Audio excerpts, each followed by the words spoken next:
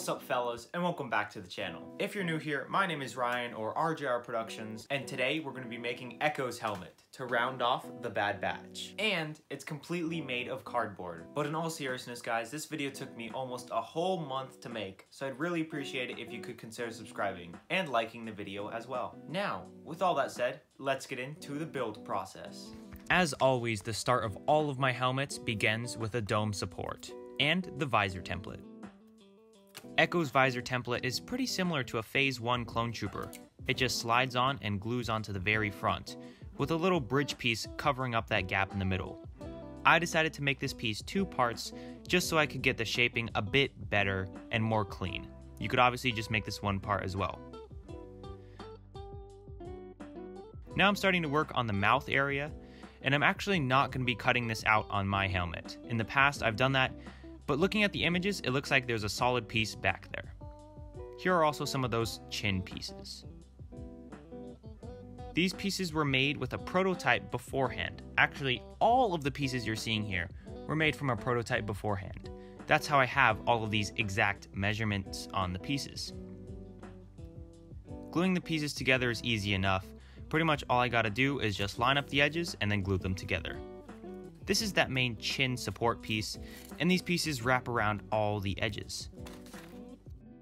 I'm going ahead and gluing those up into some cylinders and then attaching them to the sides along that one main chin support that fits in there as well.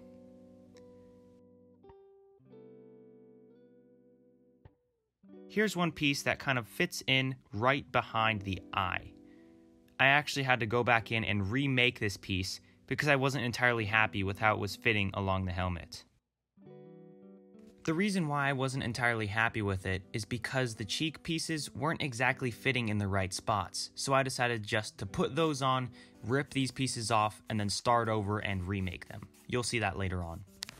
These are what some of those cheek pieces look like. One of them fits along the top, and the other one fits along the front side of the cheek. Gluing these pieces is straightforward enough, just make sure to reinforce them along the inside edge with some more hot glue. Again here, I was testing the fit of some of these side pieces, but it just wasn't working out, so I decided to remake both that main C shape that goes along the back, and also that side plate. Here you can see both of those are removed, and I've added this main back plate. These are 2 pieces that make up the side flanges of the helmet. They just glue on the very front, wrap around, and then glue along the very back.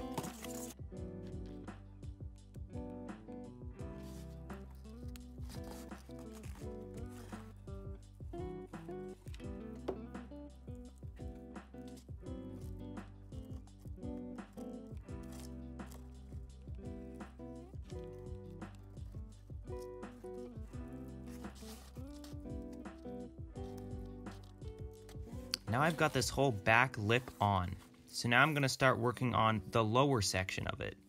There's 3 layers to this, and this piece needs a bit of corrugation removed along the edge so it can fit better. I'm scoring the edges so it'll fit nicer, because if you score it, you'll be able to curve it in multiple directions. Make sure to apply plenty of glue along that interior seam. I did the same thing for the other side, but when you're cutting off this section to fit along the edge, make sure not to cut all the way through. Cut through the top layer of the cardboard and the middle layer, but not the bottom.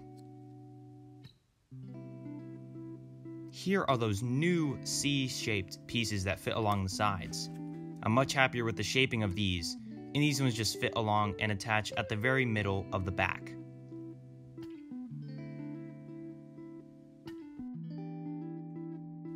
Now I'm trying to fill in this piece right at the side of the cheek.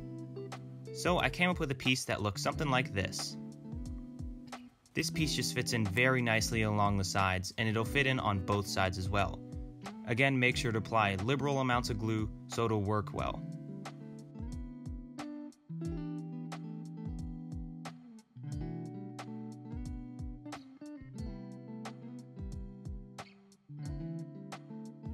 And here's the helmet with both of those pieces attached.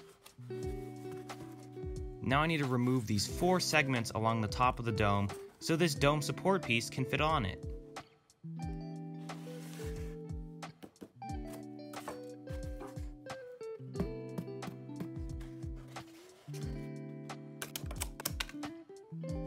Now I can go ahead and glue this piece on. It's time to work on the dome. Here's this main dome piece. This is the same one as all 4 of the helmets in my last video. It's going to slide along and fit all the way across the front.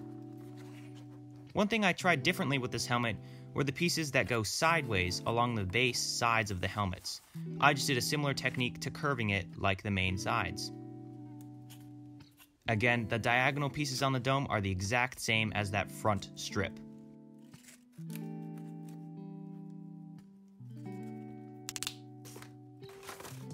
Now it's time to fill in all 8 of these triangular pieces. And now the dome is all completed. Now let's get this support out of here. Now the entire inside of the helmet is completely opened up. The next step is to work onto the top ridge of the helmet. I came up with this one piece, and once I was happy with it, I made 2 of them and glued both of them together and then glued them onto the helmet.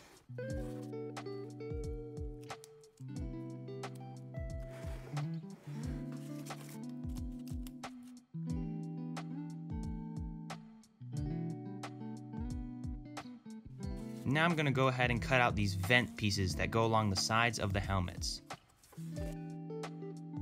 Make sure to keep changing out your X-Acto knife blades so they're always nice and sharp.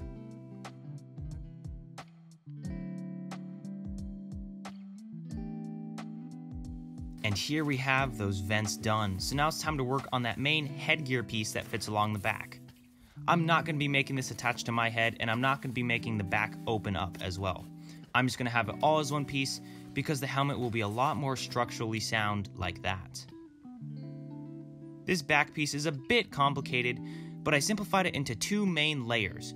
You have the lower layer, which is just the base piece, which I'm building right now, and then the upper layer, which is a thinner piece of cardboard that will fit along the top side of that, and that will house the lights and all those different details.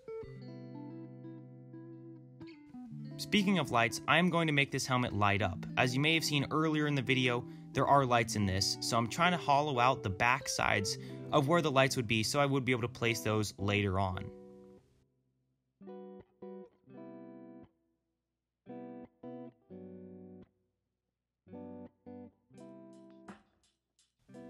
And now I'm working on some of the smaller details that fit along everywhere on the helmet, mainly covering up some corrugation and the chin details. These pieces make up the tops of the very side details, and these pieces will make a flange that fits all the way around that piece. What I'm doing is just building up those areas around those parts. There's 3 little triangular slants that fold off of those parts, so I'm just trying to get those as accurate as I can. Now I'm gluing on these side details. I'll show you these a little bit more in depth later.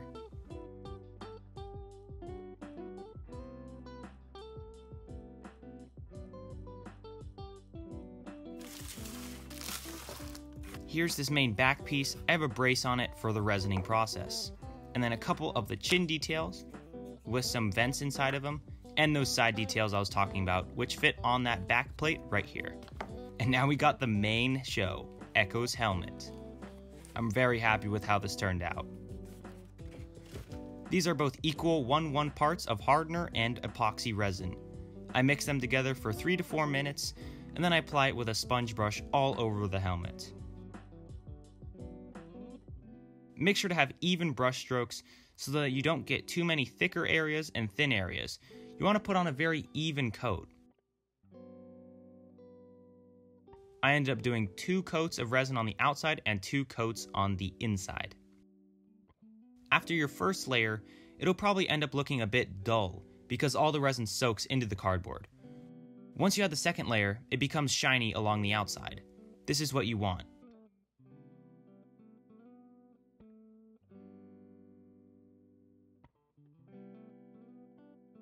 You can tell it's done once it's shiny like this.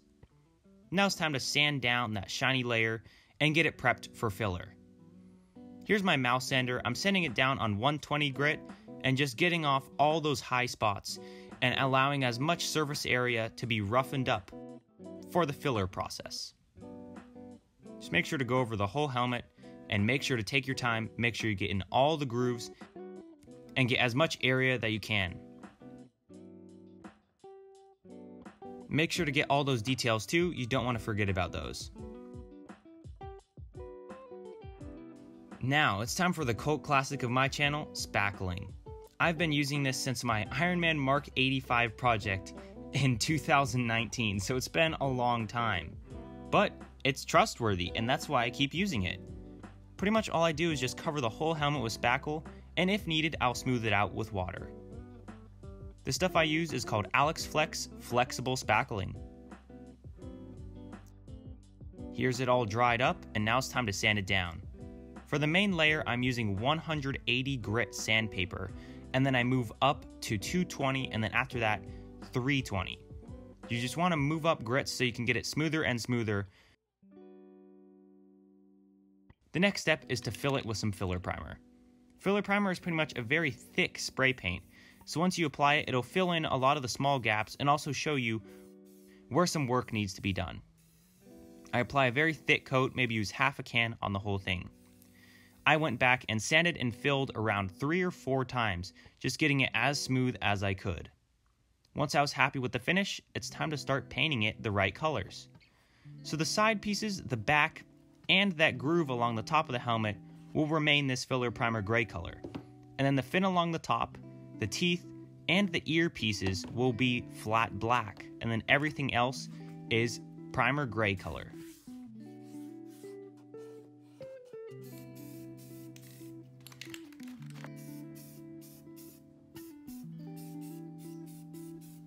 Now I've got all the black stuff masked off as well, so it's time to paint everything else gray.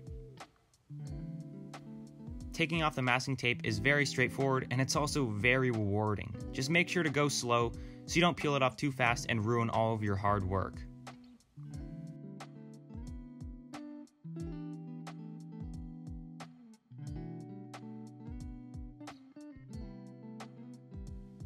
And the next step is weathering. Oh boy, this part is fun. What you need for this helmet is some white and black paint. This will be a main base layer, and what you're going to do is apply a slight darker, very slight dry brush over the whole helmet, all those areas, and then you're going to go back in with a lighter color, almost a white. I diluted it with a little bit of black paint, but it's almost white.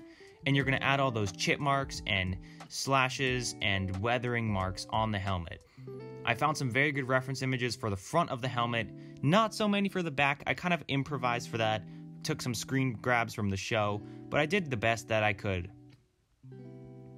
I spent a very long time getting all these details as accurate as possible, because I wanted my helmet to look perfect. Now I'm starting to paint the 99 on the top of the helmet.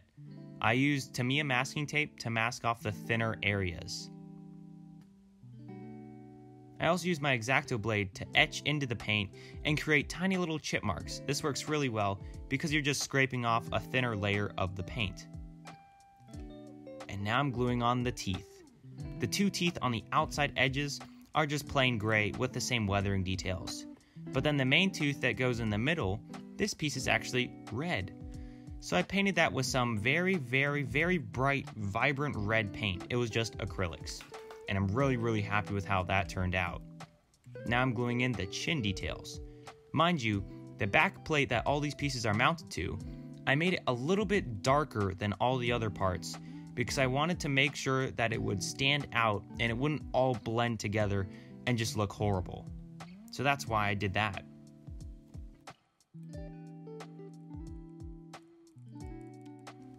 Make sure that none of the hot glue seeps out along the edges too. You want it to have a nice clean look.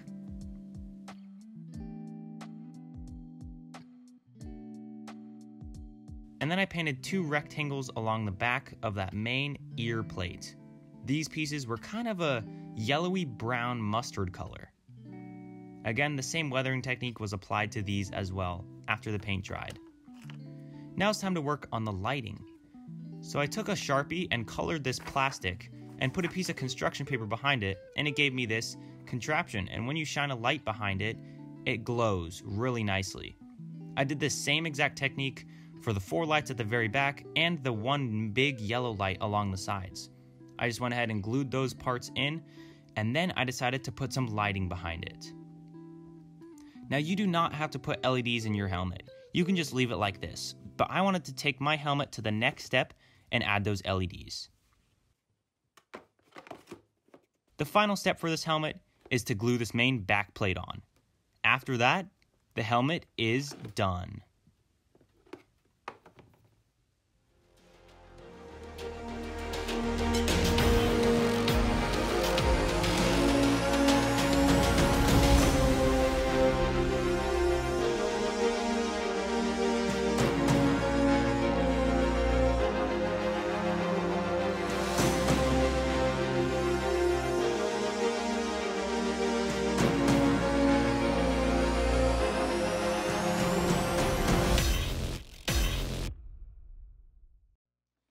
And well, that's how I made my Clone Trooper Echo helmet from the Bad Batch. I'm really happy with how this came out, especially the lights on the back. Those just look really good, and it really makes the whole helmet pop that much more. This is definitely the longest amount of time I've worked on one single helmet, but I think it was definitely worth the wait. If you have any suggestions for what you want to see me make next, please leave them in the comments down below. And consider subscribing. But with all of that said, thank you all for watching. Click that like button, and I'll see you next time.